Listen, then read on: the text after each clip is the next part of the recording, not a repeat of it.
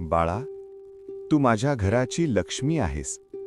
तुझे मन प्रसन्न असेल ना, तर संपूर्ण घर आनंदी राहते. घरात पैसा आणि सुख टिकवण्यासाठी रोज सकाळी स्नान झाल्यावर उंबरठ्याची पूजा कर आणि त्यावर हळद कुंकवाचे स्वस्तिक काढ.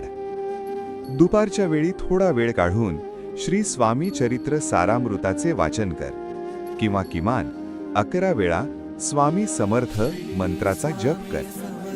स्वयंपाक करताना मनात माझा नामजप चालू ठेव. त्या अन्नातूनच तुझ्या कुटुंबाला आरोग्य आणि सात्विक बुद्धी मिळेल.